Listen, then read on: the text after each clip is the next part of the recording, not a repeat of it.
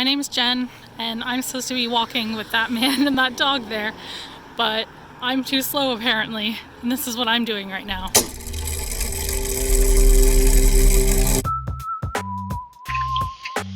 Another day, another ornament order, and we have a hoodie order today.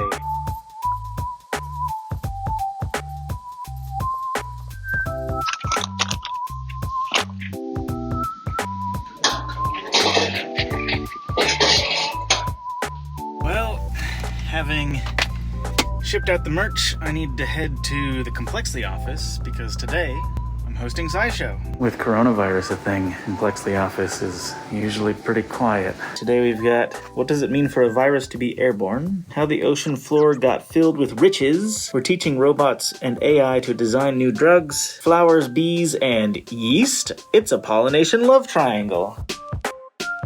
Okay, all done. It gets really hot in that studio. My armpits are pretty sweaty. There's a Stefan in there. Hi.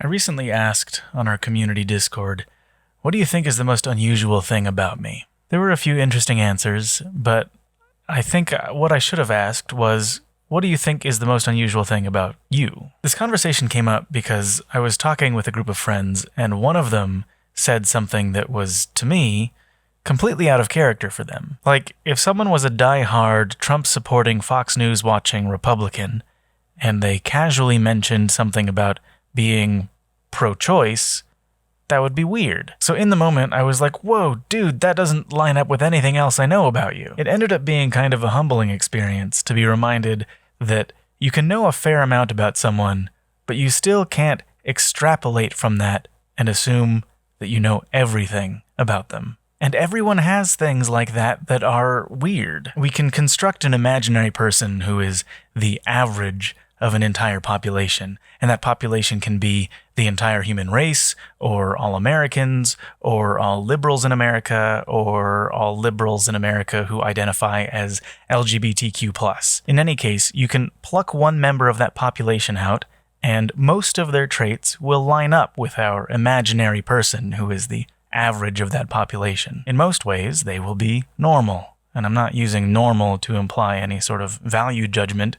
It's not necessarily good or bad that they're normal. Normal just means that their traits are typical of the population they exist in. So again, in most ways, our specimen will be normal, but they will undoubtedly have traits that exist outside the bell curve of their population. In that way, a person having weird traits is normal. Every single member of a population is going to have things about them that are abnormal in the context of the community they exist in. Now, humans are intensely tribal creatures. It's just in our DNA to glob onto people that think like us, to cast out those who don't, and to justify doing so with our morals. In the United States, conservatives don't like liberals because the liberals' beliefs are inherently less moral. And the liberals don't like the conservatives because the conservatives' beliefs are inherently less moral. Modern technology has allowed us to tap into our deeply rooted tribal instincts while continuing to live amongst each other. You walk down the street, you go to the store, you go to the bank, you go to church with people of all different shapes and attitudes and beliefs,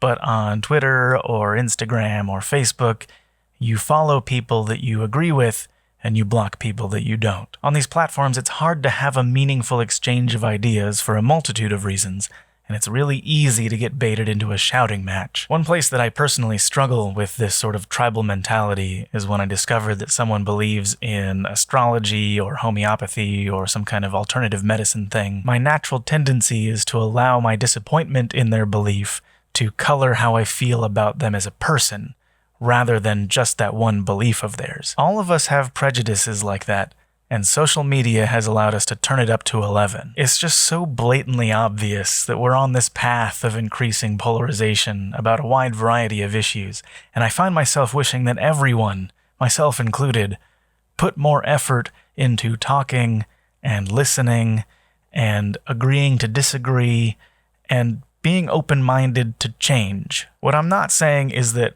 all sides to an argument are equally correct, or that you shouldn't stand up for the ideals you believe in. Astrology has literally no basis in reality. But what I would like to do is help us all be more aware of the echo chambers in which we reside and bring attention to the fact that even within a carefully curated community, every single individual will have things about them that are weird and surprising, something outside that community's bell curve. And I think in many cases, those differences can be celebrated as the spice of life. And I certainly don't want our community to become some kind of hive mind cult where over time we've weeded out everyone who doesn't conform to the ideals of Michael Aranda. So this brings me back to the original question.